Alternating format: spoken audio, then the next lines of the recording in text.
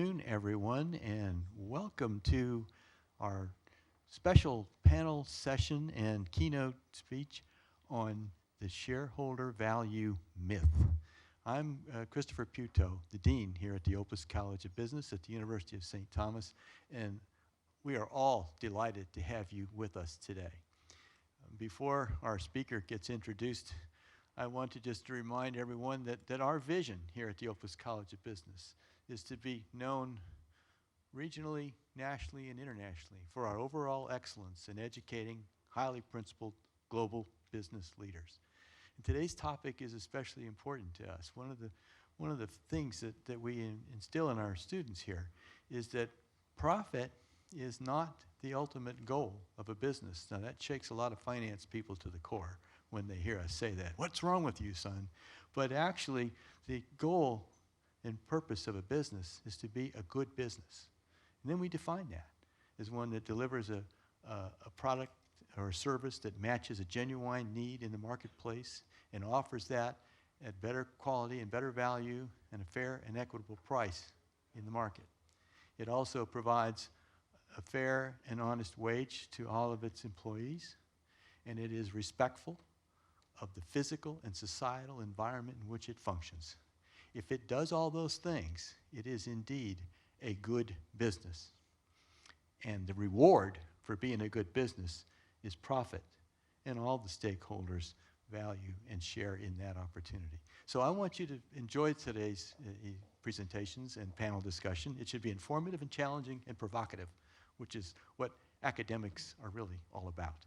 And with that, I will introduce Ron James, who is the president of the Center for Ethical Business Cultures here at the University of St. Thomas, and he is going to welcome you and introduce our keynote speaker. Thank you very, very much. Ron? Thank you very much, Dean Puto. I'm glad to be here with you. On behalf of the Center for Ethical Business Cultures, I would like to welcome the audience. The Center for Ethical Business Cultures really focuses on serving at this intersection between academia and the world of business practice. A brief word about the center. The center itself has been around for over 35 years. It was started by business leaders who looked ahead and said, we're going to build great businesses, but we think it's very important that we also build great community and a great sense of ownership of corporations to the community.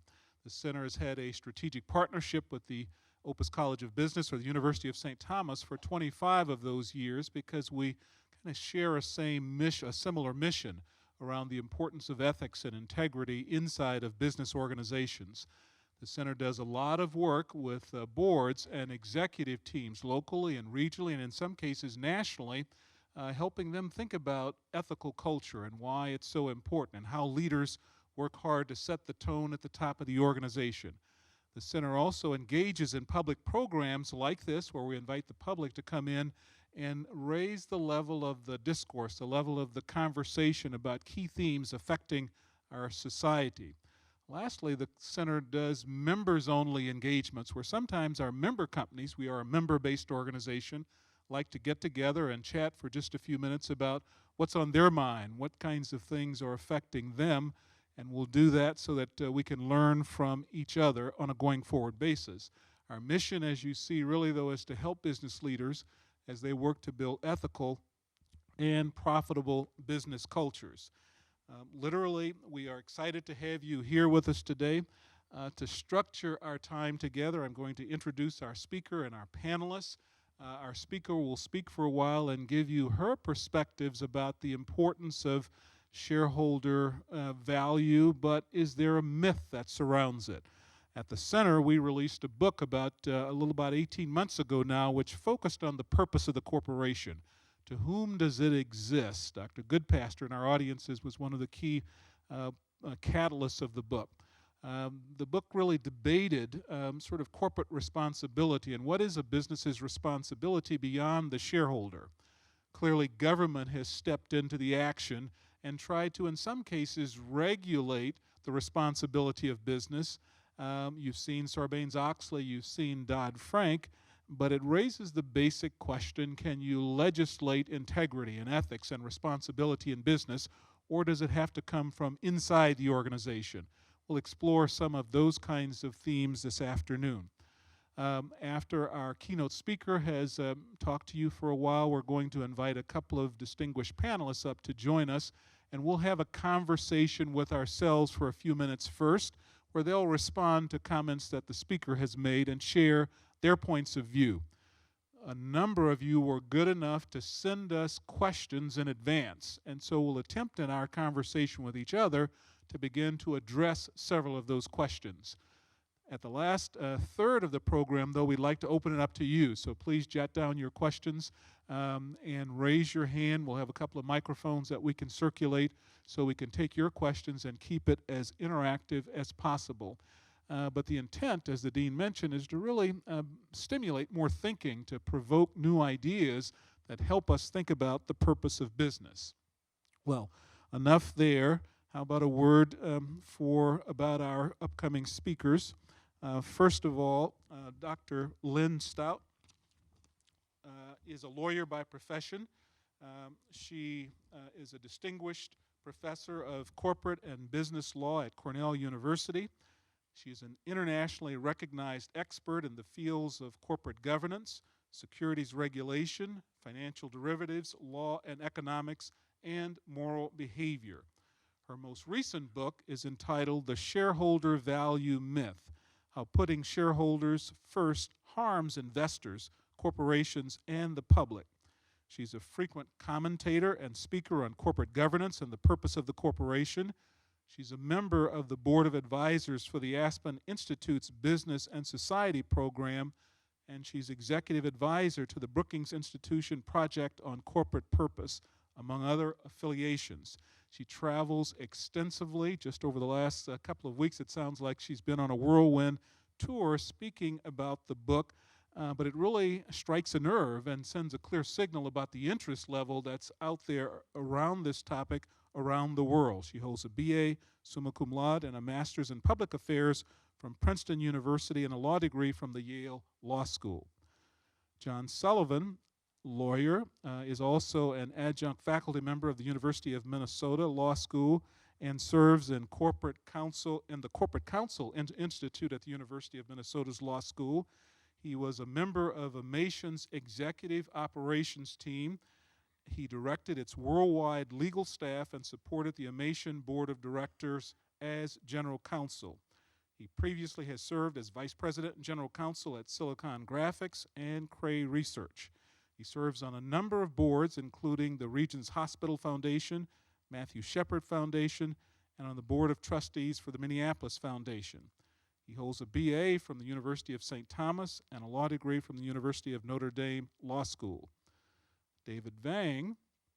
David is an award-winning teacher here at the University of St. Thomas and the Opus College of Business. He's a professor in the finance department. He has performed more than 70 consulting assignments for firms ranging from small businesses to Fortune 100 corporations. He's been a CFO for a technology firm through the process of startup to going public. Through this experience, it led him to co-author a textbook called Entrepreneurial Finance: An Applied Approach. Vang graduated summa cum laude from St. Cloud State University and received a Ph.D. in economics from Iowa State University.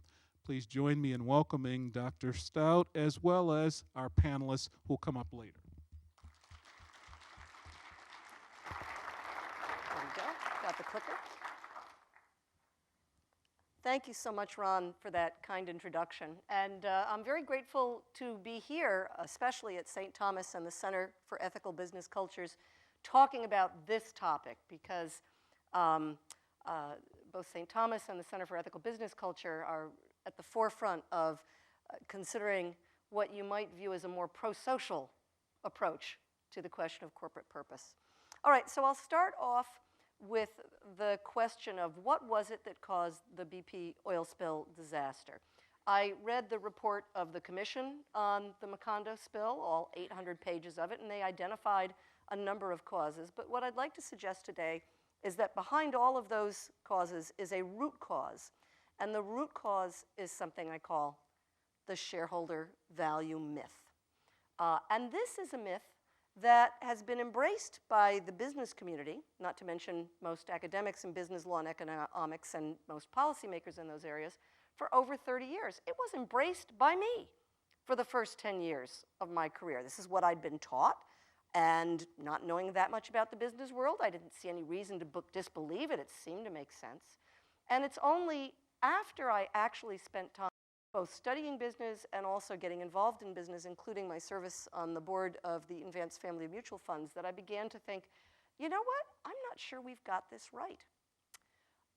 So let's talk about the it that we may not have right. Let's talk about the myth. Well, you're probably all familiar with the basic ideas that I've lumped together under this word shareholder value ideology, because I now view it primarily as an ideology. I'm going to argue today it's not really got a lot of good support. It seems almost as much a matter of faith as rationality. But a lot of people believe and have believed for a long time that, number one, shareholders own corporations. This implies, of course, that when the chips are down, the shareholders should decide how the corporation is run. Two, that the corporation's purpose in the law is to maximize the wealth of those shareholder owners. Three, that when businesses are run to maximize shareholder value, this works to the benefit of society as a whole. And four, this last one isn't often spoken. And even there are lots of people who support shareholder value thinking that would disagree with this one. But I'm going to make the claim it's the way shareholder value actually operates in practice in the business world, is that we measure that value according to stock price. And I mean today's stock price. I don't mean tomorrow's stock price or next year's stock price or stock price 10 years from now. Okay. So this ideology has grown in power over the past 30 years to the point where it's actually driven changes in legal regulation and changes in business practice. On the regulatory side, although there really hasn't been a change in corporate law, which is generally the law of the state of incorporation, usually the law of Delaware, if you're talking about a large Delaware corporation. There's been a lot of change on the federal side. So, for example, Congress changed the tax code in 1993 to require companies to tie executive pay to, quote, an objective performance metric in order for corporations to get full tax deductibility. And the practical effect of that was to tie executive pay to stock price, where before executives had mostly received a flat salary. That's an example of a change that's moved us in practice more towards shareholder value ideology. The Securities Exchange Commission changed the proxy rules in 1992 to give activist shareholders a lot more power and ability to coordinate with each other. And that was sort of the beginning of the activist hedge fund. The activist hedge fund only gained power in 2003 when the SEC changed the rules on what mutual funds have to report in terms of how they vote their shares. I can go into the details of that if anyone's interested in, but the net result has been a lot of changes, not in corporate law, but in other areas of law that cause corporations to focus much more on shareholder interests and shareholder value than they did before. And we've seen changes in business practice as well. So, for example, we've seen most businesses have eliminated barriers to takeover bids, so-called staggered boards, and poison pills, and they've made themselves, therefore, more sensitive to the demands of short-term shareholders, and especially activist hedge funds. You would think, if shareholder value ideology was correct, that all of these changes in corporate law and practice would make American corporations today more successful than ever before. You would expect that businesses would be dying to become public corporations, right? Because it's such a great business form. You would expect that corporations would be thriving. You would expect that shareholders, at least, would be getting more money and higher returns. All of those expectations have not been met. So if we look at what has really happened to public corporations over the past 30 years, the picture is much more disturbing. I've put it up on the board, but the basic facts are not contestable. The number of public companies has dropped by more than half. The life expectancy of public companies has been cut by more than 2/3, from 60 to 75 years to only 15 years today. Can you believe the average Fortune 500 company is only in the Fortune 500 for 15 years? I can't even get my kid out of high school in 15 years, right? And most alarming to me, because I really do in a way, my heart is with the mom and pop shareholder. I mean, that was sort of my training. I was taught to focus on shareholder interests, and I do. And I'm very disturbed by the fact that the returns from owning public equity have declined. No matter how you slice it, over the past 20 to 30 years, we're getting less money from owning stocks than we have in the past. And it's funny, I talk to people at pension funds, and they always tell me, oh, we're doing well, we're beating the market. And I say, you may be beating the market, but are you making enough money for your beneficiaries to be able to retire on? It's not whether you beat the market, it's whether the market as a whole is giving the kinds of returns that investors need when you have a world where so many of them are relying on stock market performance for their retirement. All right. Well, what I've come to believe is that this is not an accident that our collective embrace of shareholder value ideology has been accompanied by, objectively speaking, all sorts of declining indications of declining performance in the corporate sector. And of course, there's all the anecdotal examples. We have the Enrons and the WorldComs and the Tycos. We have the BPs. We have we have all the financial firms that failed or almost failed and then were merged before they could fail in 2008. We have, more recently, J.P. Morgan's London whale problem. All of those anecdotal incidents are backed up by these hard numbers. And the reason, I think, is that once I started looking at shareholder value ideology with a more critical eye, the more I studied it, the more I came to believe that it was built on foundations of sand. And so what I want to do with the next 5 or 10 minutes is just talk briefly about how it turns out this idea that we all know is right is not supported by history, by law, by good economic theory, by which I mean economic theory that gets what corporations are correctly, and it's not supported by the evidence. So let me go over them pretty quickly. The first thing is history. The idea that shareholders are the people who own corporations and that corporations ought to be run to maximize shareholder wealth is actually pretty new. The earliest corporations were actually formed not to maximize the wealth of their investors, but to provide services, build roads, canals, provide banks. And that was very explicit in their charters. By the end of the 19th century, we see the rise of the great firm that's owned by a single shareholder, the Carnegies, the Rockefellers. And there's no doubt when your company's only got one shareholder, that shareholder's going to call the shots. But even then, it's not clear to me those firms were run to maximize value. They were run maybe to just maximize size or the reputations of their owners. They were definitely run to do whatever their owners wanted, but it wasn't necessarily to maximize shareholder value. But in any case, none of that's relevant because when we talk about corporations today, we're actually talking mostly about very different entities. Our economy is dominated by so-called public corporations, which have hundreds of thousands of dispersed shareholders. They don't have a controlling shareholder. They're a new kind of economic entity, new in the sense they've only been around for 100 years or so. And for most of those 100 years, they were never run to maximize the wealth of their shareholders. The dominant model for these great public companies, the AT&Ts, the General Motors, the Fords, the General Mills, the 3Ms, the IBMs, the Kodaks, the model for these companies for most of the 20th century was something called managerialism.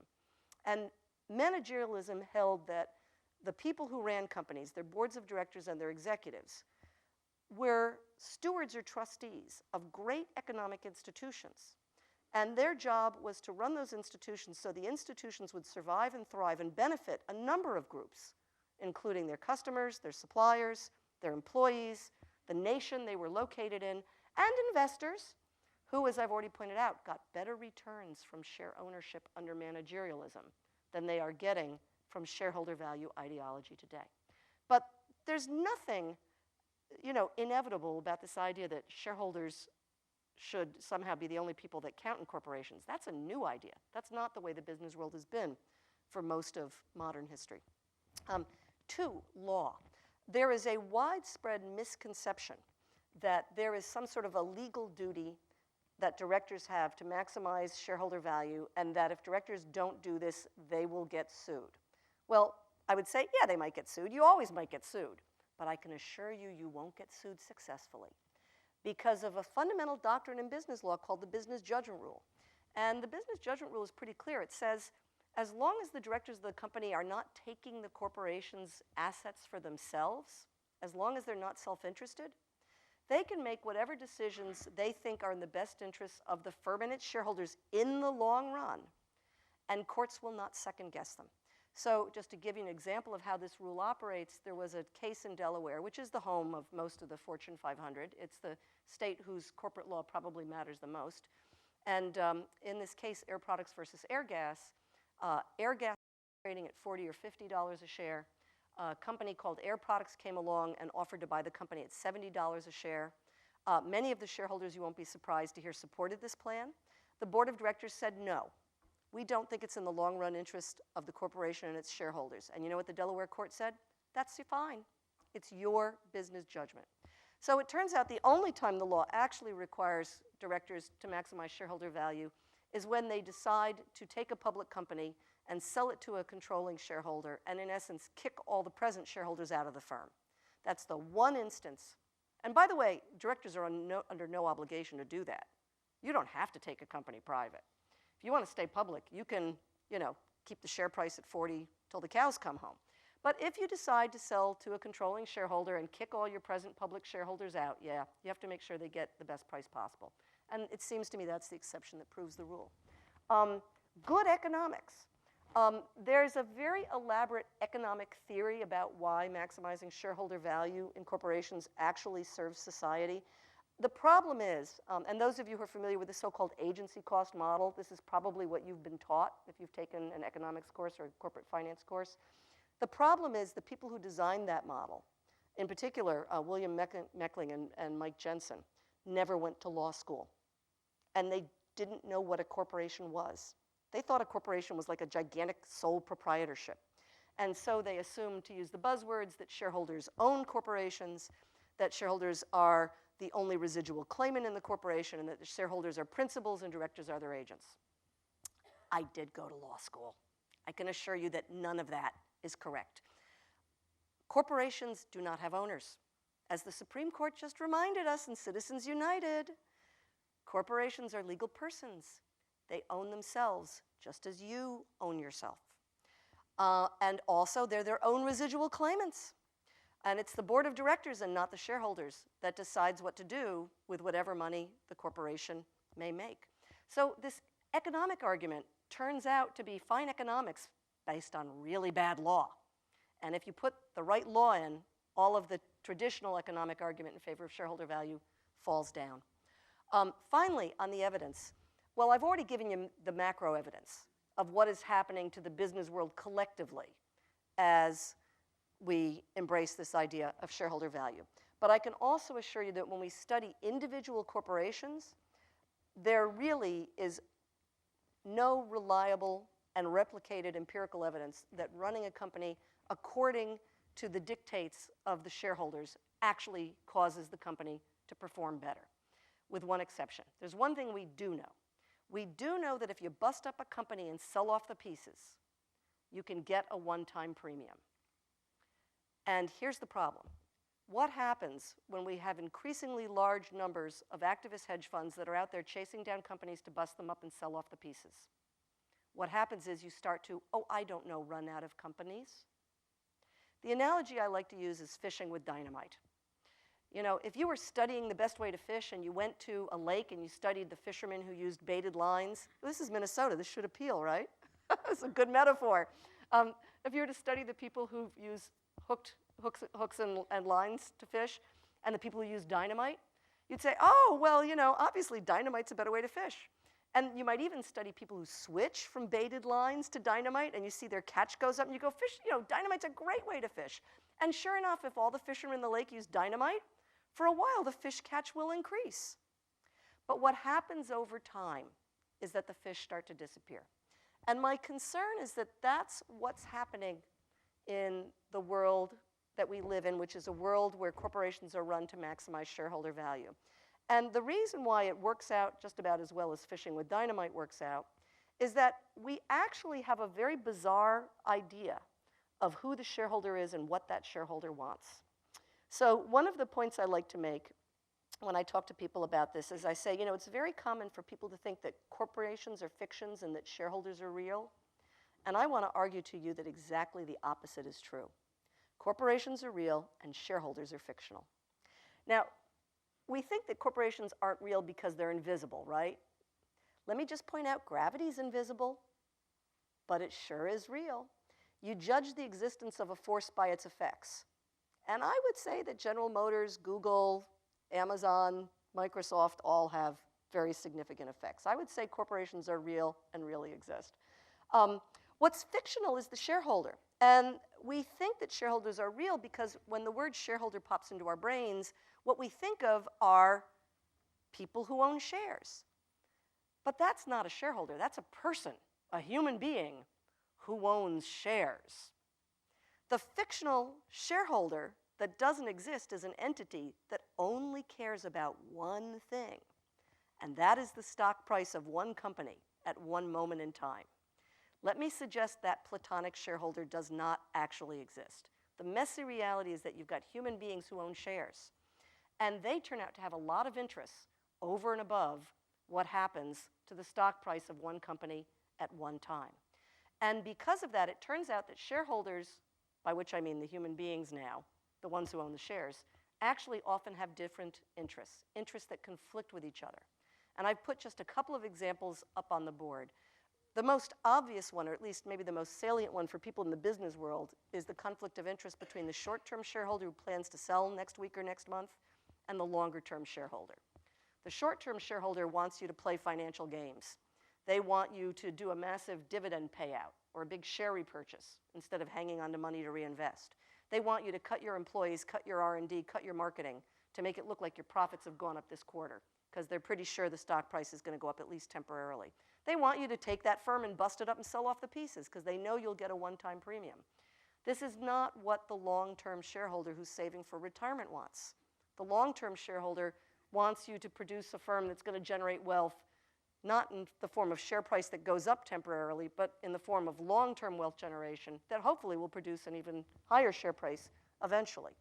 But these two groups are in conflict. The second point is a little bit more sophisticated.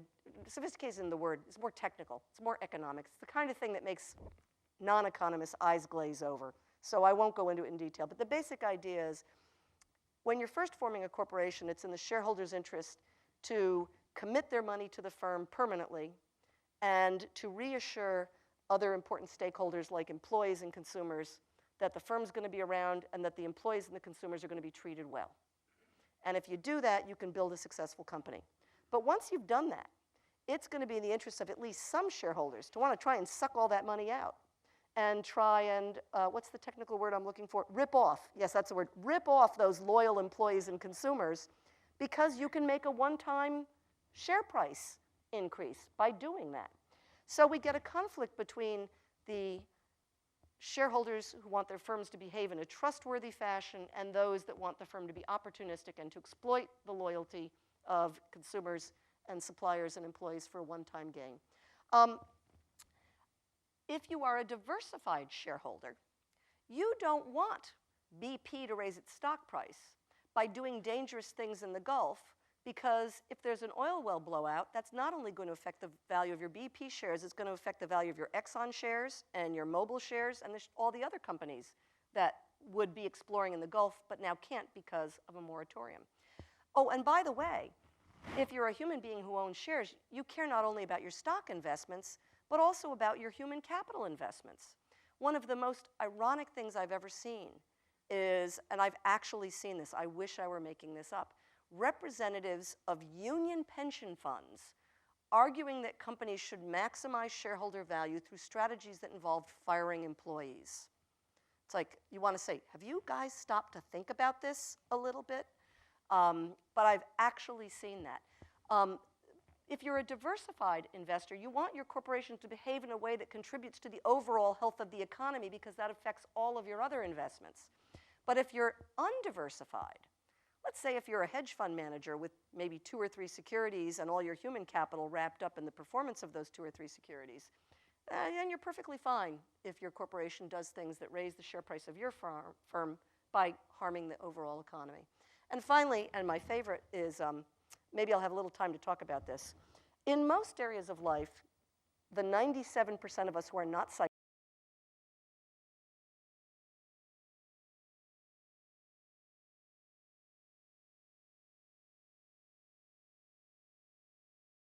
psychopaths, and they're perfectly happy to have Union Carbide make a lot of profit until eventually it blows up an Indian village, or have BP make a lot of profit until eventually it blows up the Gulf, which, by the way, isn't a problem if you're a psychopath who knew enough to sell your shares before the disaster happened.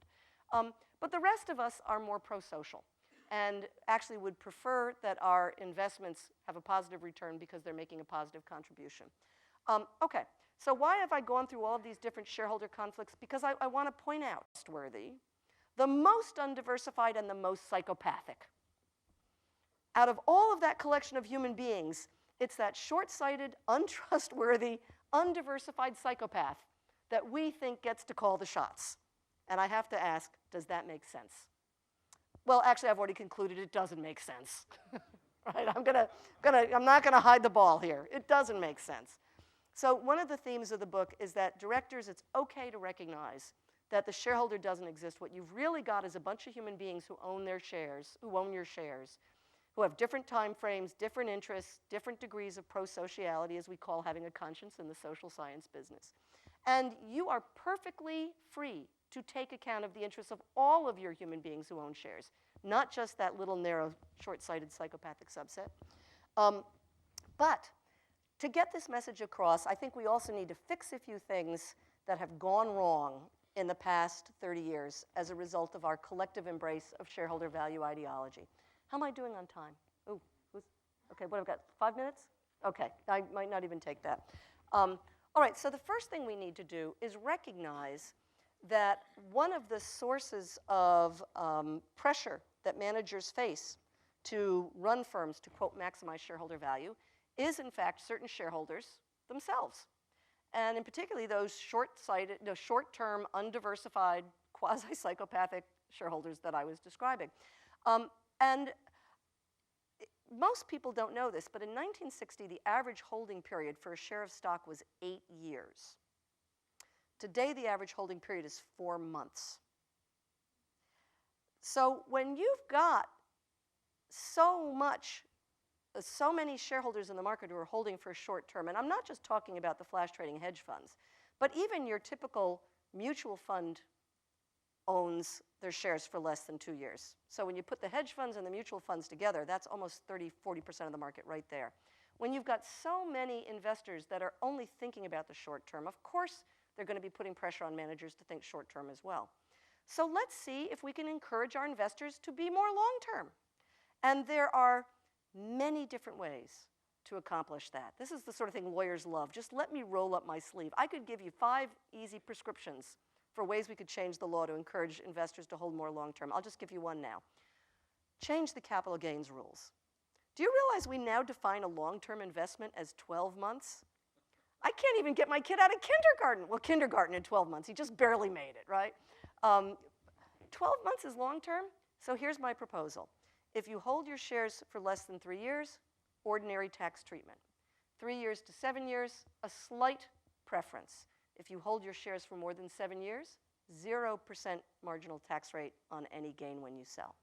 That's just one of many different things we can do to fix investors' behavior. But we also have to fix managers' behavior, and particularly here, CEO behavior. By the way, I don't blame CEOs. I don't think they're terrible people. I know a lot of CEOs. They're actually amazing, and some of them are the most sort of self-sacrificing people I've ever met.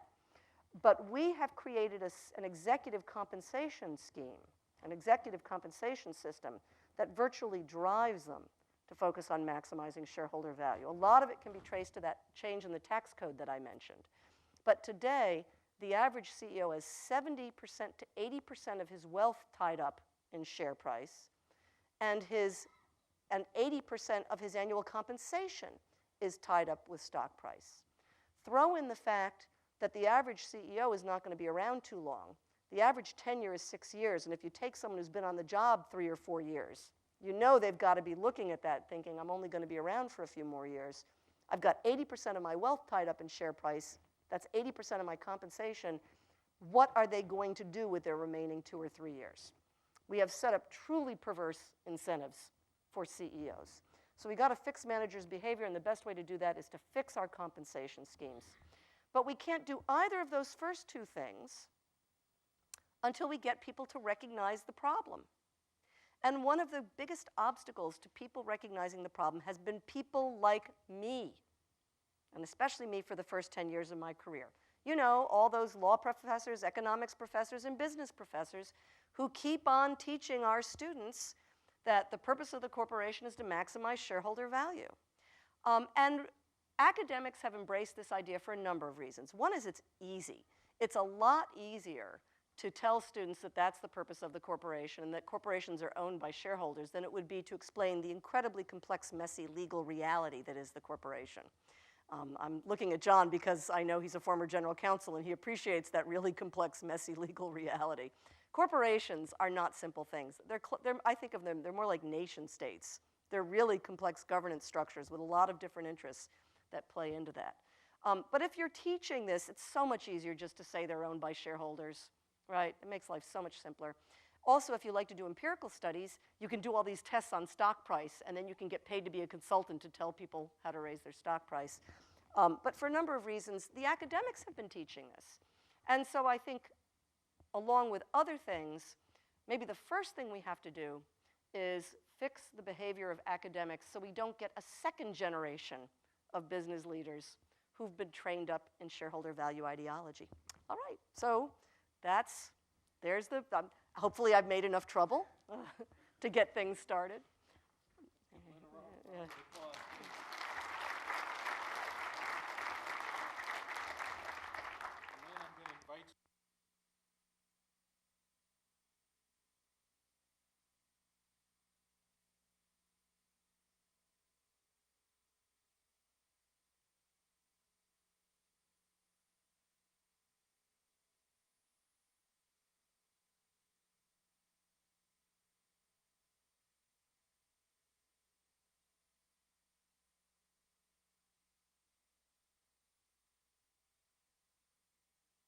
Reflect on their thoughts about what Lynn had to say.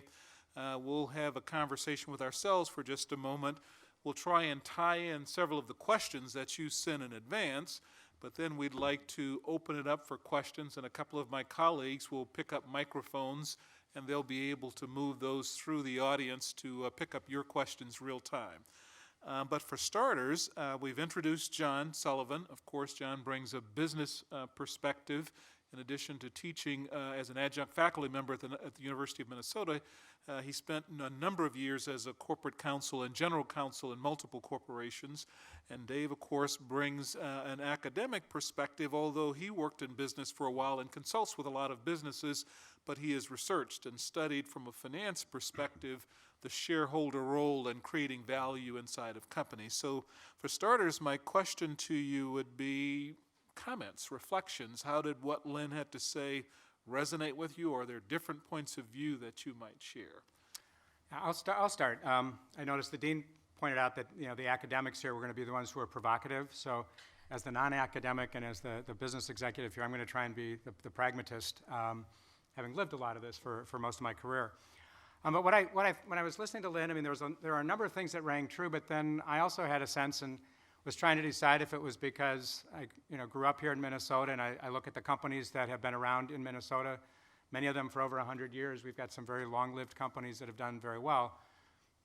How deep is the problem? And if the problem does exist, I'm not denying that there are challenges out there. But if we're doing some things right, what do we look at to find the pieces that actually work? And I kind of did that just thinking very broadly about three different things. We could spend more time on any one of those three. But the first is to take a look at what companies actually say that they're committed to.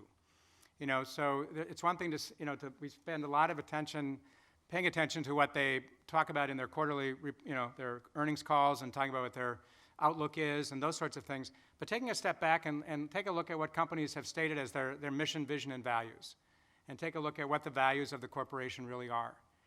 And to me, I mean, that is something that the company has committed to. It's something that's public, that investors and others should recognize that that's something that they're committed to in addition to the shareholder piece of it.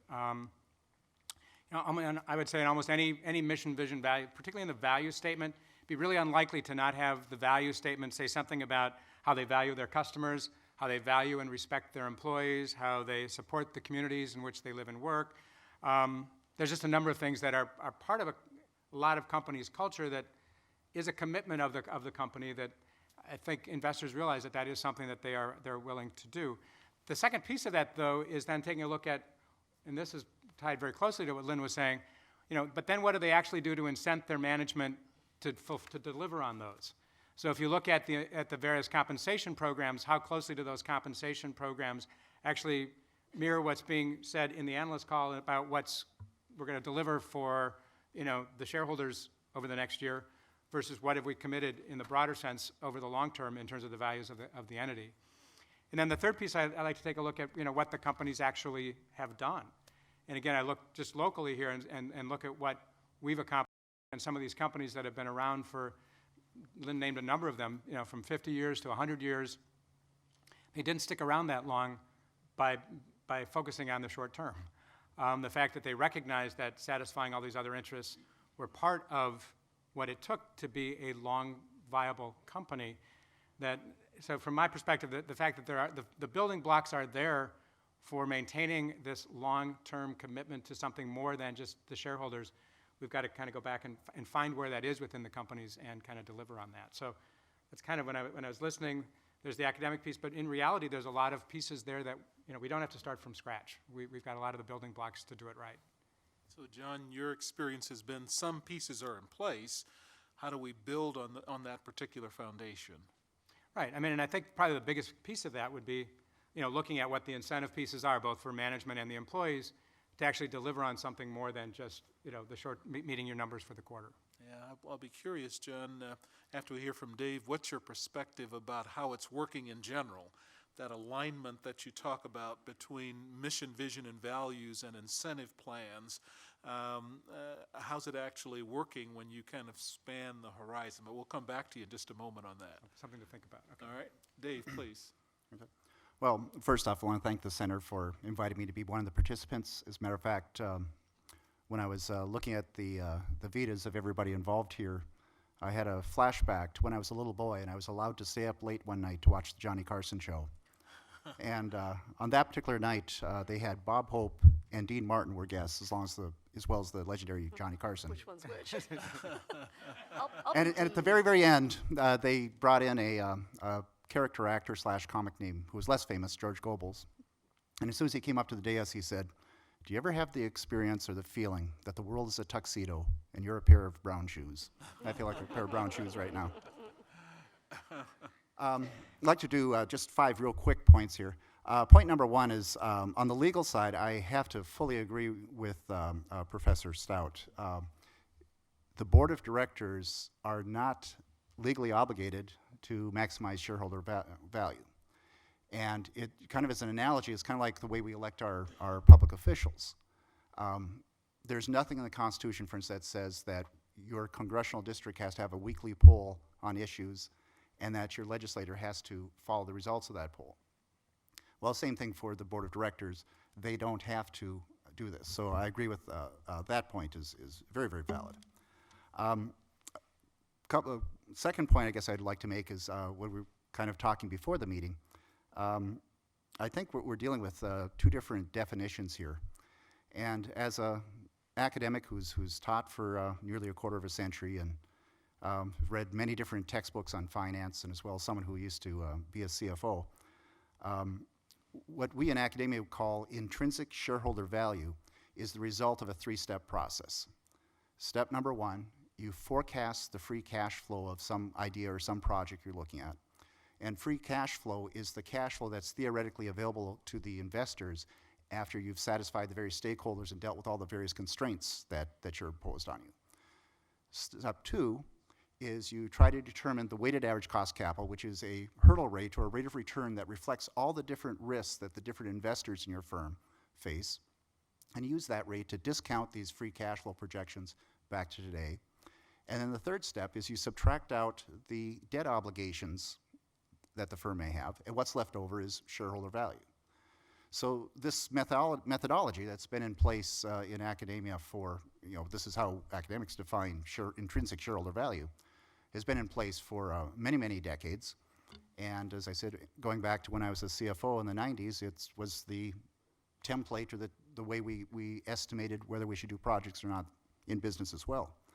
And so the result of this template, this definition of what intrinsic shareholder value is, automatically incorporates issues of risk, issues of the size of the free cash flow, and the sustainability of the free cash flows.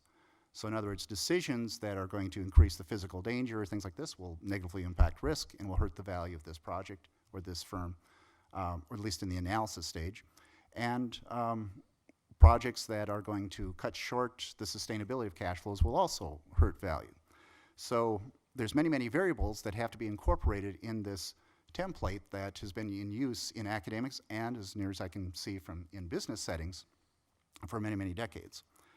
So I guess there's a definitional thing of, I think some people might be viewing maximizing shareholder value is a short-term profit maximization. That's what I would call it, than maybe what some people seem to be calling it. A third point I guess I would like to make, and I think that this is probably the central issue of all of our problems, is that we live in a world with asymmetric information. Different groups have different levels of information. People inside the firm know more than the people outside the firm. Probably the greatest information asymmetry is people in the future are going to know more than us. And so it's very easy to look back over the history of a firm and say, boy, they made a stupid decision, or they made a correct decision. But the thing we have to keep in mind is both firms had to make decisions with limited information that was available at the time. And so given this way that we, at least in academia, try to framework the analysis of intrinsic shareholder value, which is a long-run perspective, and then having to deal in the real world with this environment of asymmetric, limited information, that kind of limits us to the kind of tools we have available, and this is my fourth point, on accountability. That in this situation where we have limited information, and the planning stage is a process, at least inside the firms, is long-term, how do we hold firms accountable when we don't know what's going to happen until it's happened? And let me kind of use a little bit of a metaphor here. And by the way, this morning I woke up with a slight fever, so if I don't shake your hands, I'm not being rude. And maybe this metaphor is a result of delirium, so I'll have the moderator cut me off. But using as a metaphor, let's suppose earlier this morning I went out and bought myself a brand new deer rifle, and I took it to the range, and I'm going to true in the sights. So I set up a target 60 feet downrange, and metaphorically, each foot represents a month. So 3 feet represents a fiscal quarter. And then I set up cameras so that I can kind of track the progress of this bullet over the 60-foot path. So I fire the gun, and 3 feet out of the barrel, I start taking a measurement, and I'm realizing, hey, this bullet seems to be off its track a little bit. Now let's pretend that the bullet now turns on its side and it exposes to me a face and a mouth, and it starts talking to me. And it says, get off my back. I mean, this is short-term, stupid shareholder value maximization thing. Where I am right now is irrelevant. What matters is that target 60 feet down the range, or 5 years down the range. That's what matters. Just don't be so short-term focused. Now, after I consult with a psychiatrist who explains that maybe it is okay I can talk to an inanimate object, I might say something in response, excuse me, Mr. Bullet, are you telling me that I should go down range and then just wait for you? And if you miss the target by a mile, that doesn't leave me with any sort of legal recourse to the financial loss I've suffered. And it seems to me, Mr. Bullet, that you're telling me you know better than I do, and that I should just automatically assume you're trustworthy or what have you. And I might say, I actually have a hard time with that, because you're only one fiscal quarter out of the barrel, and you can't even hit a target within a couple of cents. How can I trust you that you're going to come anywhere as close to that target down the range? Now, of course, we all know the fallacies with all this, but I mean, the point is, we're only stuck with short-term tools in the real world to try to manage a long-term process. And so one problem I guess I'd like to highlight is sometimes what appears to be short-term dysfunction sometimes is actually accountability. It's the best of accountability that we can have at this stage with our imperfect world we live in. And so this kind of drives something that was kind of hinted at by some of the other speakers already, is the issue of credibility and honesty, that's not a contradiction to intrinsic shareholder value as us academics actually define it in the classroom and so forth. And matter of fact, two perfect examples. I'm going to slap on the back two Minnesota firms right now to kind of give them a huzzah. Target and 3M. Target is probably not experiencing as severe a negative consequence because of the data issues as other firms would have, in part because they've actually invested quite a bit of their profits back into the communities and being of charitable giving and so forth. I think that's kind of given them sort of a halo effect, or a sense that they care, and when they're telling us they're working on the problem, we trust them. 3M is also another one. As a matter of fact, given the age of some of the people here, you might not even realize, but it was not very many years ago, 3M was in a lot of hot water because of some groundwater contamination issues. A lot of people probably don't even remember that until I brought it up. Again, a long-term investment in reputation, hitting targets, being good to the community and so forth, is consistent with maximizing intrinsic shareholder value, not I guess a final thought I have would be one in the area of just democracy, financial democracy. The thing about a free market system is it doesn't necessarily give us what any individual would think as the moral outcome. But what it does do is it does reflect our society's tastes and preferences. So, for instance, our financial markets you can kind of view it as perfect democracy in the sense that you have all these people voting with their dollars. You have people with all these different backgrounds, different races, different religions, different philosophical ideas, people of different demographics, and they're essentially all voting in an election, and out comes interest rates or stock prices and things like this. And just like in an election, your candidate may not win. Well, kind of in the financial markets, your particular perspective of what should be the stock price and so forth doesn't necessarily win either. And as I said, there's nothing about democracy that says that you're going to get an ethical outcome. It just says it's an outcome that does reflect what seems to be the prevailing viewpoints of that society. In my particular case, I'm not especially happy with the fact that a free market economy decides that the nice lady who runs the group home that takes care of my mentally handicapped sister-in-law makes $25,000 and a professional athlete makes several $1 million, but I lost the election. I can't say necessarily that's wrong. It's what our society has voted. So when we get to the issue of saying coming up with alternatives to stockholder wealth maximization, I think first off we have to understand what definition of stockholder wealth maximization are we talking about? Are we talking about a viewpoint of just what the stock price is, or are we talking about the three-step process that all finance professors and all finance professionals have been trained in, the forecasting, allowing for risk, so on and so forth, and sustainability. And the other aspect is, we're dealing with an imperfect situation of asymmetric information, and we only have short-term tools to deal with it. Thank you, Dave. Maybe if I can pick up on the point, because it fits with a question that we got from those writing in, and that is, so what's the alternative? Isn't the stock price or maximizing shareholder value, isn't that a great way to keep score? And if it's not, what's an alternative? How do we measure the executives and communicate with them what the shareholder expects, and at the same time, they know what they should be doing to please the shareholder? What are the options? What do you think, Lynn? I think that we have 200 years of business history that offer, and a whole bunch of nation states in the rest of the globe, that give us lots of other options. So one of the things I've tried to emphasize in this book is how relatively recent this notion of shareholder democracy is. This is a new invention, experiment, and I suggest it's not working out well. So let's take a look at alternatives. So what you see in other times in history, I've already mentioned managerialism. And one of the most interesting things to me about managerialism is that even though there was not a lot of accountability, managers in an unaccountable system actually generated better results for investors and pretty much everybody else.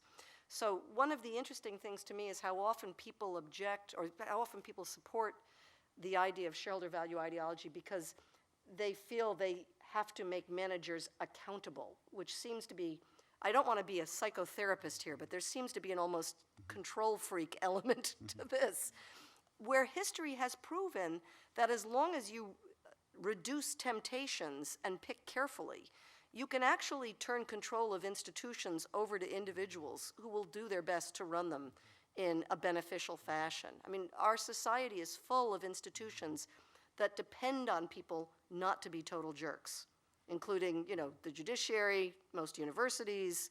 I mean, if you look, there are a lot of people out there whose pay is not tied to performance.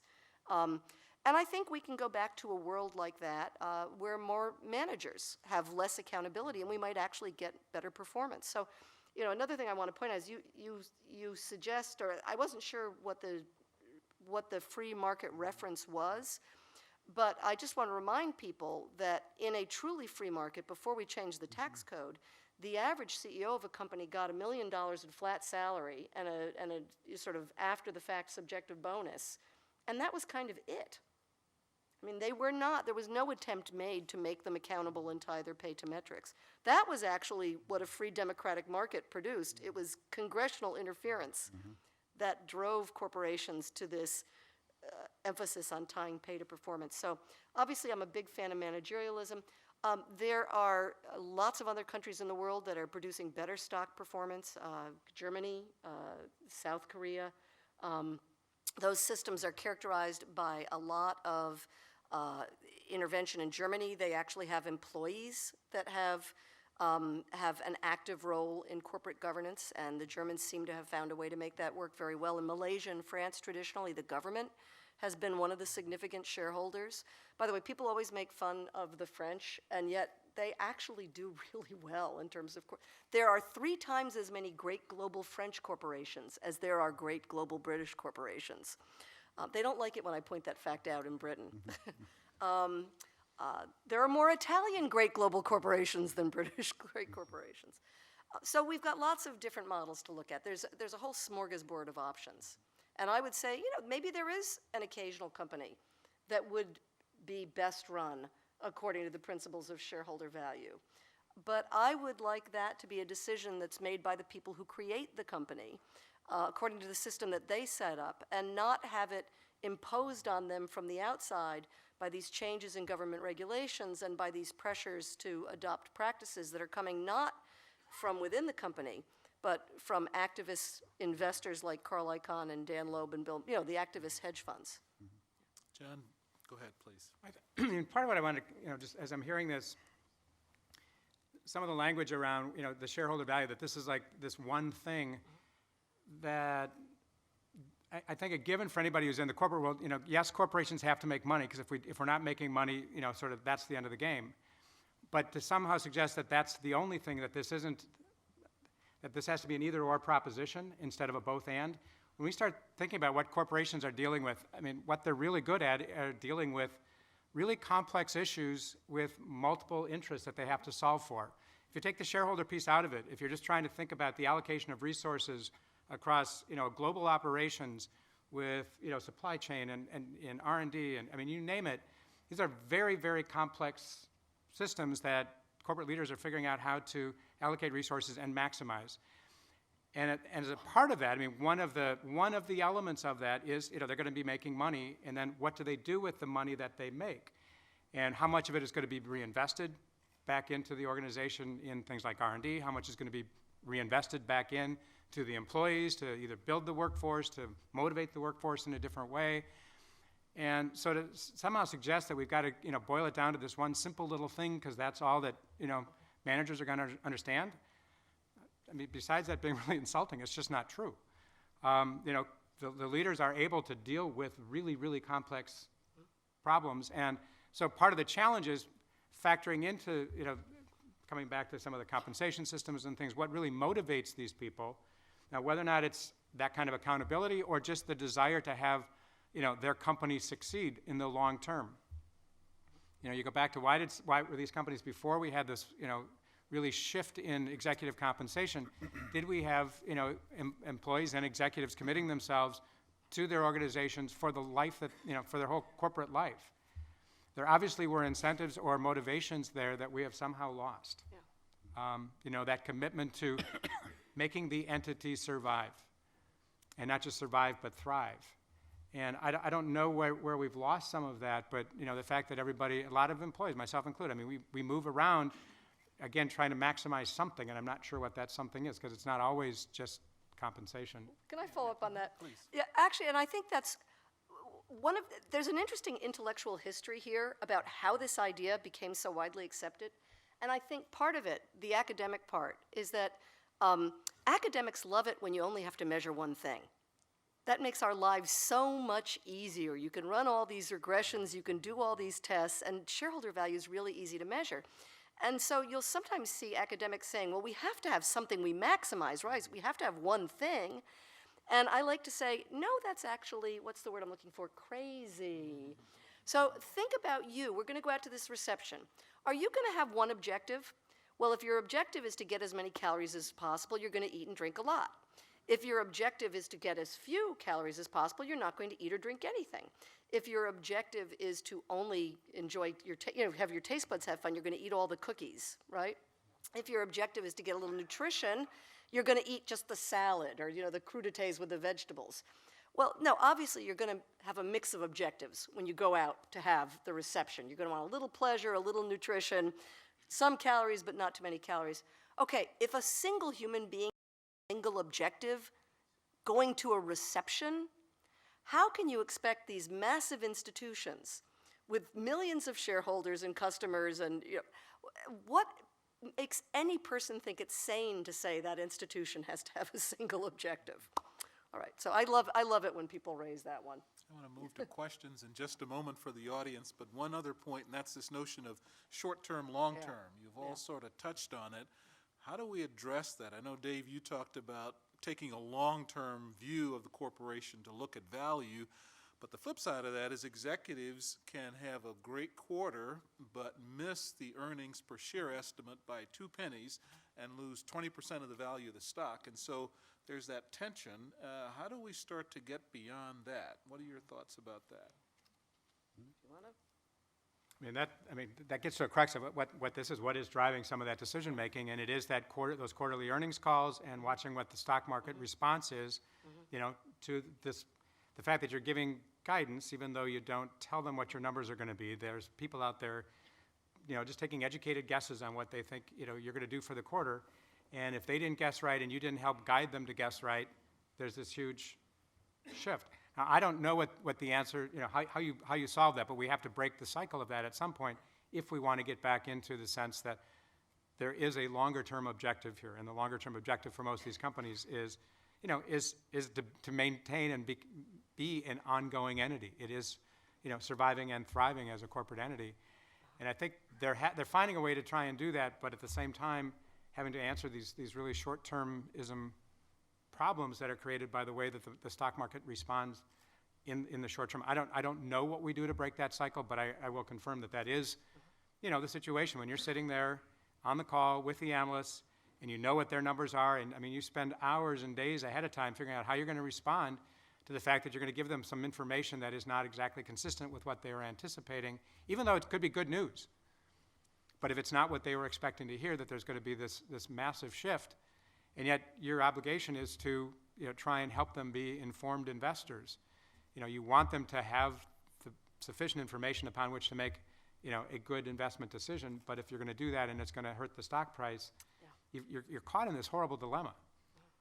And I don't know, there's not an easy fix to how to break that cycle right now, but that is what you deal with. Lynn, you have thought on that? Yeah, no, and this actually relates to David's earlier point about asymmetric information. We can't predict the future, and different people have different information, and this really causes problems when the one piece of information that is readily available, easy to access, and therefore very tempting to use as your sole measure of performance is share price.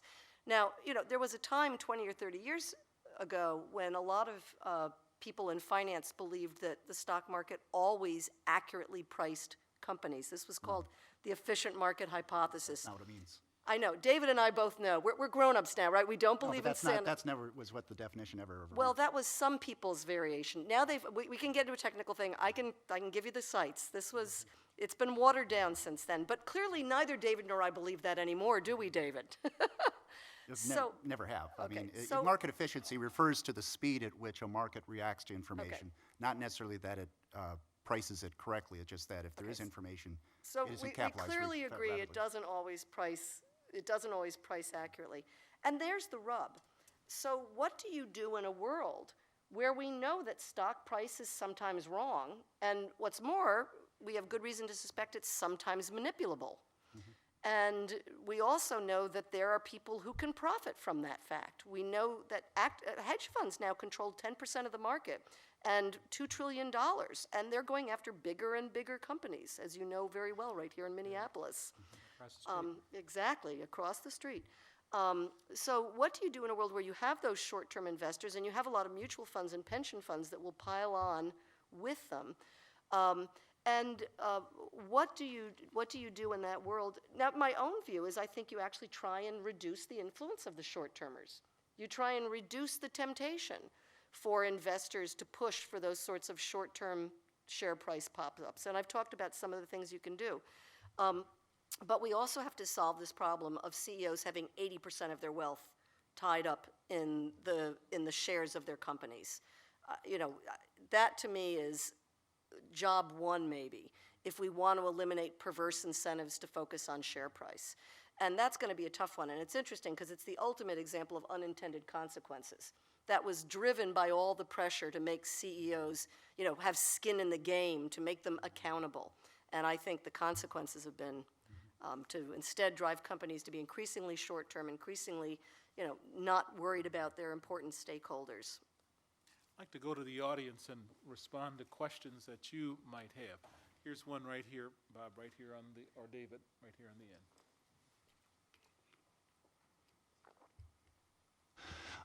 end. What I haven't heard in this discussion is much comment about other stakeholders.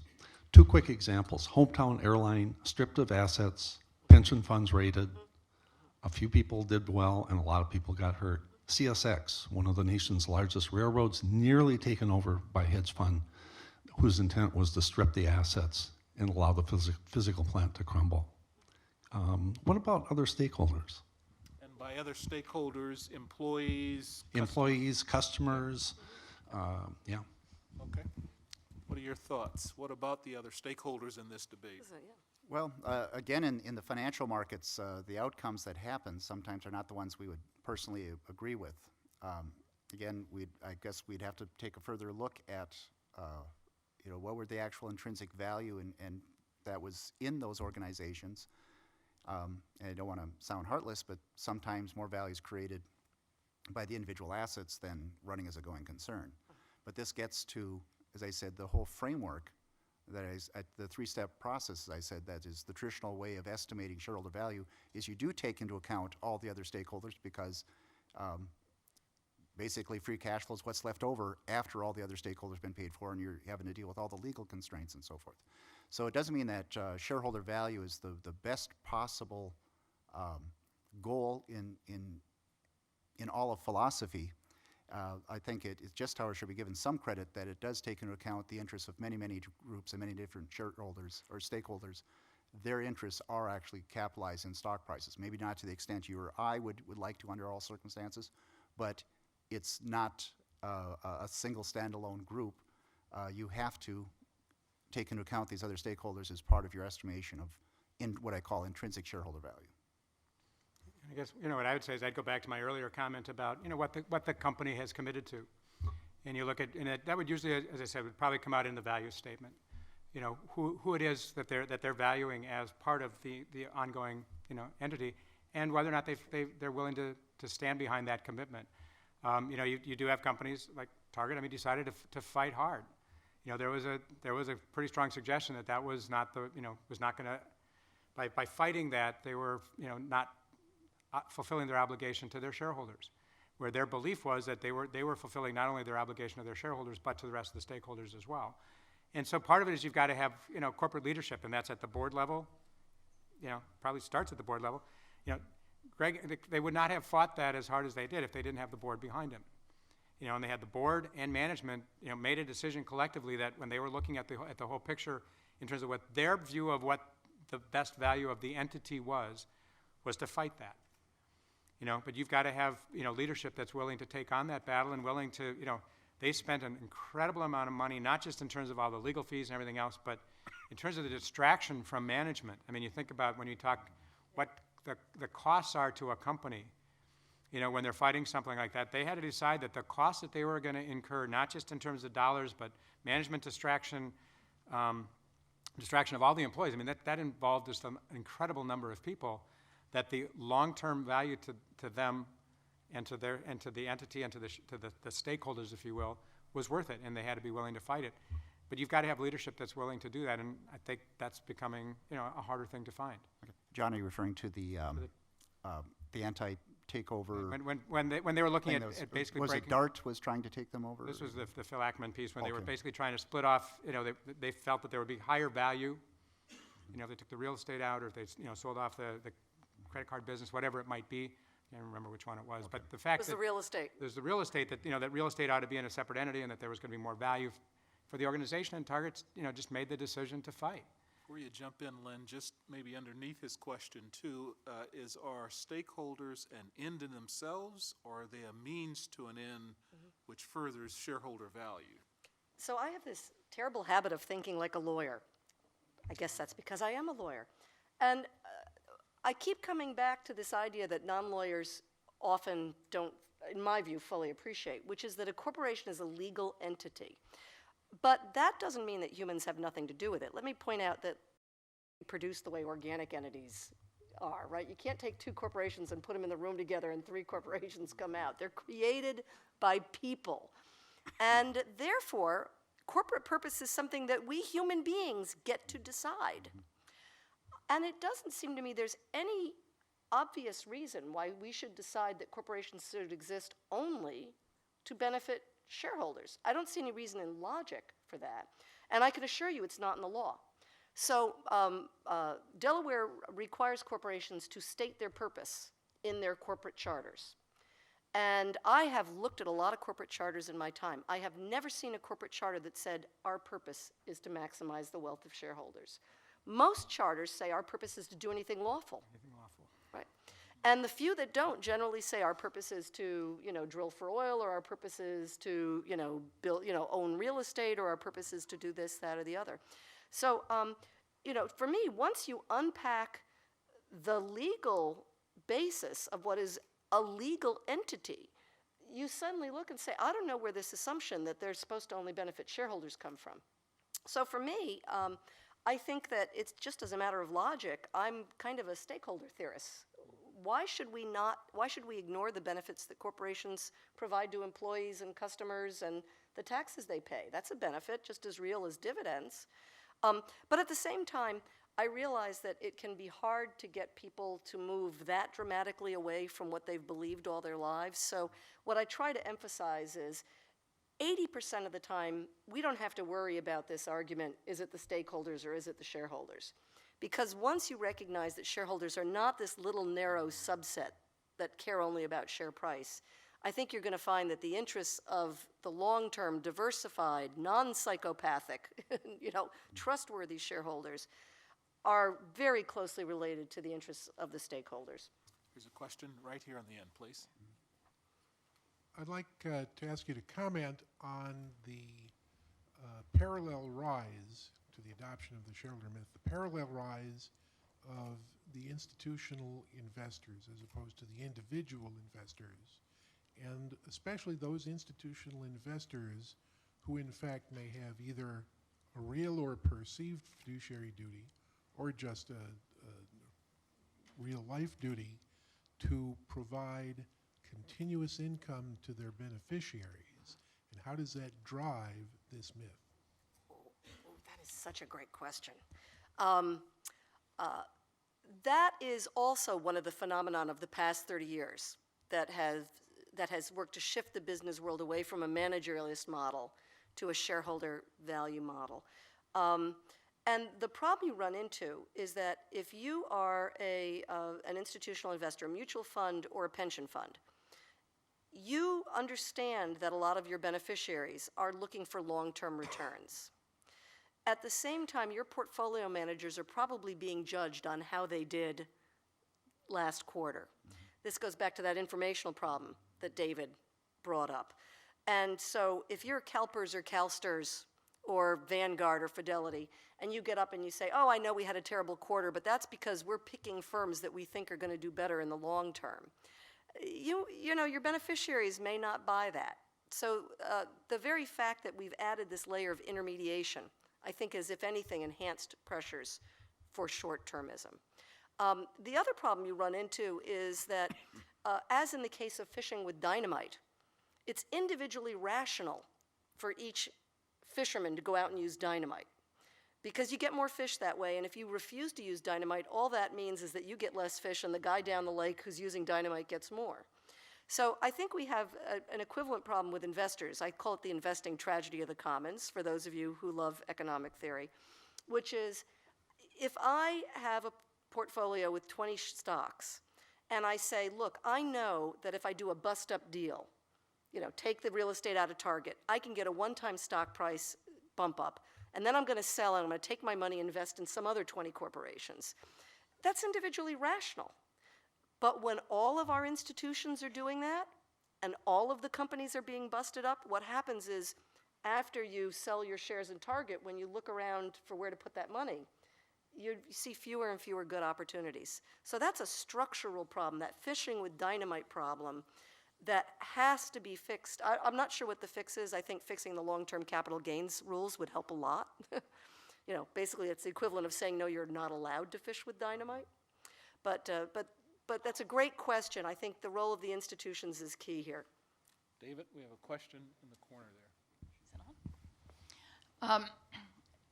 Given the notion that stockholder value, we're focusing solely on stockholder value, has not produced the results that everyone had hoped for.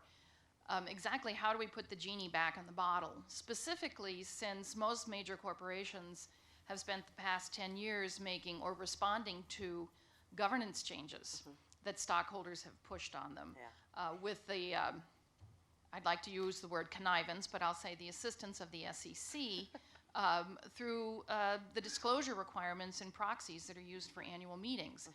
Majority voting standard, the fewer and fewer companies have plural voting for directors. There's this annual say on pay vote, which goes to your point about pay for performance, the proxy access fights. So at this point, what we're seeing on a governance side is a system that is skewed to allowing stockholders to put pressure on boards of directors in just the simple election process. Yeah. And I won't even mention the power of the proxy advisory firms. ISS. I didn't mention them, did I? But we knew they were there. There's the 800-pound gorilla. Yeah. So, Well, I guess I hope we don't rush too quickly to assuming causality about some of the things in terms of stockholder performance and so forth. Those of you who are fund managers are probably very familiar with a phenomenon known as reversion to the mean. And I've looked through some of the time series that you mentioned in your book and so forth, and they don't seem to be out of line with the overall tendency of reversion to the mean. In other words, what this concept of reversion to the mean is, if your portfolio is doing really, really well right now, you should be crying because it's probably going to suck a little while later.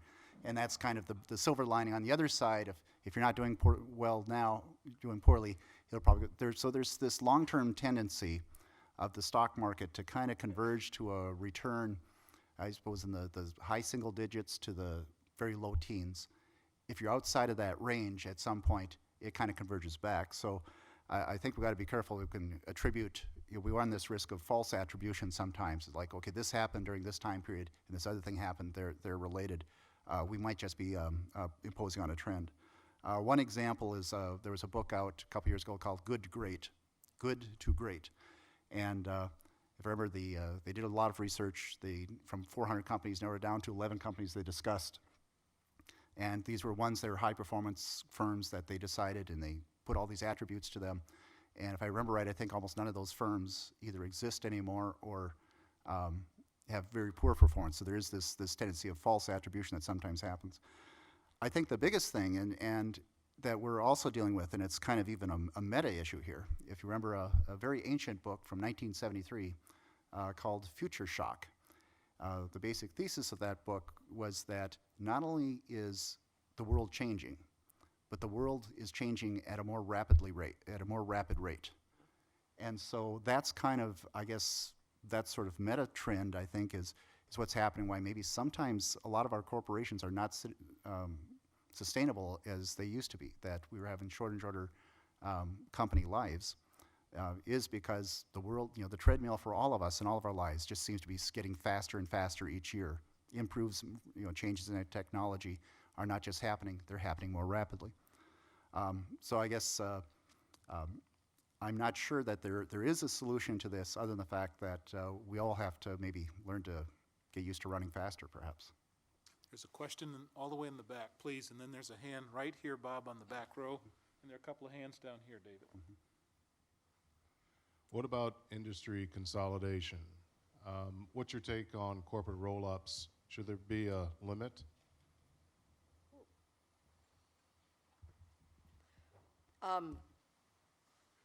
It's a little bit above my pay grade, antitrust policy. There's no question some of the shrinkage in the number of corporations has been due to roll-ups. Most of it has been due, however, to the fact that nobody wants to go public anymore. And boy, doesn't that tell you something. And going back, I can tell we have a legal expert up here, that last question, the reference to ISS, because I had only mentioned some of the legal changes and practice changes, and obviously you're aware of some of the others. But one of the things that's interesting is I do love the business world. One of the things I love about the business world is that it doesn't get discouraged or depressed or stop trying. So I think it's fair to say that given the current state of our government, I doubt that my much hoped for change in the capital gains tax rules is going to occur anytime soon. But the business world is adjusting already. And the way they're doing it is the companies that do go public today increasingly are going public with something called dual class share structures, where the shares that they sell to the public have very diluted voting rights. They're basically doing an end run around shareholder value thinking by saying, if we're going to sell shares to the public, we're going to sell shares that are guaranteed not to ever cause us any trouble. And that's, for example, what Google did. And isn't it interesting? If you were going to pick a single large company today that's still doing pure R&D, which one would you pick? And I'm betting it would be Google, because they can afford to think about the future. Because, Dan Loeb and Bill Ackman and Carl Icahn can't touch them. There was a question right here, second one in, Bob.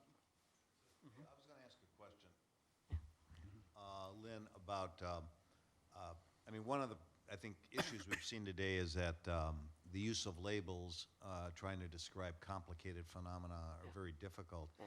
But the word managerialism, one of the things it connotes to me, we look at what I'm going to call the problem of executive compensation, and I don't think CEOs or athletes, it's not like Kevin Garnett where you've only got so many. I think it's more like baseball managers.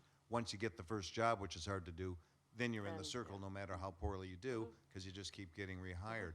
So the CEO compensation, which you alluded to earlier, where you can do the studies, it used to be the highest to the bottom would be 20 or 30 to 1, and now it's 1 million to 1, or pick the company.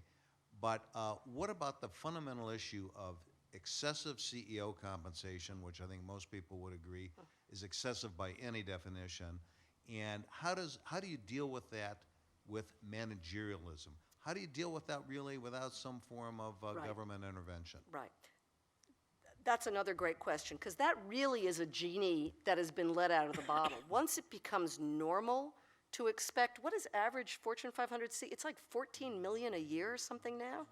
I said it's much more. That's I'm low. That would Fortune be- 500, not 100. 500. Okay. Worse than I thought, in other words. Once people become accustomed to thinking of that as the new normal, it's very hard to go back to a more steward/trustee oriented system. And I do have a really subversive idea I've been meaning to write up for a long time, which is I want to go back to look at the tax code, and I want to put in place a limit on deductibility of executive pay. Except the limit I want is that no one can get more than 100 times the minimum wage and still get a tax deduction. Because my theory is, if nothing else, this will help reduce any business roundtable objection to raising the minimum wage. But yeah, I think you're right. It's got to be government intervention. And to me, the deductibility issue is a good wedge. Because what the government is basically saying, if they limited deductibility, is you can pay them more if you want to, but just don't expect the taxpayers to cut you any slack. And I think that might shift the norm in the boardroom. But you got to get rid of that 93 law. You just have to get rid of the 93 law. It took. Would you mind kind of just doing a recap of the 93 law? Oh, yeah, the 93 law is the law that says if you're going to pay more than $1 million to get tax deductibility, you have to tie it. You must tie it in advance to an objective metric. And I just think that's proven to be a really bad idea, taking away discretion from boards and making them pick a number and then be legally obligated to tie the pay to that number, which just invites people to game the numbers. Although even then, my beautiful business world, I don't know if you know, I'm looking at my legal expert up there. We can talk about what are called plan within a plan strategies. Again, my beautiful business world has found a way to adapt and has actually found a way to get around that 93 law. And so, eventually we may see reductions in CEO pay because they found a way to no longer always tie it to a number. We're going to take one more brief question. The hour is just about at hand. I hope this is a brief question. The role of boards, we haven't talked a whole lot about that.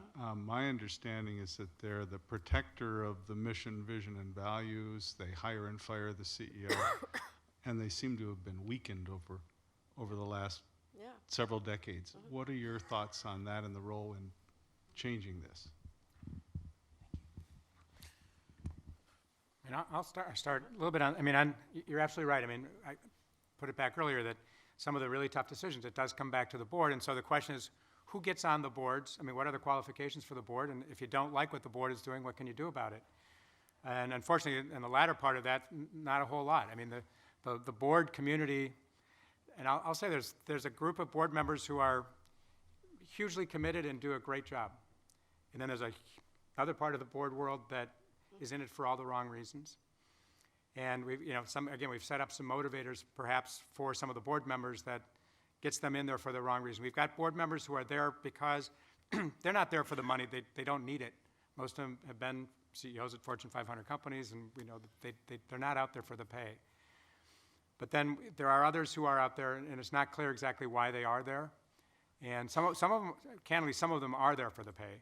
And those are the ones those probably present more of a challenge than those who are there because they believe that they have an obligation to help nurture other companies to be the successful, striving entities that they were able to participate in during their career. So if we can find more of those, what I'll call the good classic directors, we'd be fine. But I think those are, the job is becoming a more thankless one. It's becoming a much more, they're at least being threatened with being subject to suits and things more regularly. So the question being asked is, so why would I do this? So the really good ones are becoming harder and harder to get engaged in actually doing the work of a good director, and you're getting other folks engaged that are probably there for things like compensation and other reasons. So until we kind of break the cycle of getting the wrong people into the boards and providing enough reason for the good people, the good board members to be there. And the problem is that to me, if I were to say what one of the other big shareholder myths is the fact that shareholders have anything to do with electing board members. Talk about a myth. They really don't, and they never have. Yeah. So how do we, the ones, if you're not familiar with the process, board members nominate their fellow board members and put out just enough candidates to fill the number of open seats, and that goes out to the shareholders, so you may not vote somebody in, but you're not going to be able to pick your own person. That's just not how the game works. So until we, figure out a way where the shareholders actually, if we want the shareholders to have a more active role, that might be part of it, but we do need to to get the right type of director in who really understand what their role as a director is. Lynn, we're going to invite you to make the closing comment, please. I know there are other questions, but I'll remind you we've got a reception afterwards, and our speakers will be available if you want to continue the conversation over a cocktail or hors d'oeuvres. But Lynn, your thoughts, please. Yeah, and this is a great question to close on, thank you. So I just want to second what John has said and add to it. I think there's been a notable increase in board compensation in recent years, and I'm not going to endear myself to my fellow directors to say this, but I'm not sure that's a good development. You know, I'm not at all sure that's a good development. But one thing I am quite sure would be a good development is that I think one of the biggest obstacles that directors face when it comes to running corporations with a view toward thinking for the long term, taking care of our non-psychopathic investors, taking care of stakeholders, is their belief that their job is to maximize shareholder value. And what we have to simply do, I think, to get an improvement is reassure them that that is a myth and that they actually can do what I think many of them, their basic instincts are to do, which is to look after the interest of the firm and all of its stakeholders. So I'm just trying to give them a little bit of that encouragement in writing this book. All right. Before we wrap, let me be thankful to you all for taking time out of your busy schedules to be here with us tonight. I'll remind you we've got a reception afterwards. We also want to give a special thank you to our sponsors for tonight. Without their support, this program would not have been possible. That includes the Catherine B. Anderson Fund of the St. Paul Foundation. It includes Bremer Financial Corporation. It also includes Hubbard Broadcasting. I'd also like to say thanks to our promotional partners, which includes FEI Financial Executives International, includes the NACD Minnesota chapter, as well as the Holloran Center of the Law School and the Corporate Counsel Institute at the University of Minnesota. Law Institute, thank you, at the University of Minnesota. Please join me in saying thank you to them and to our panelists.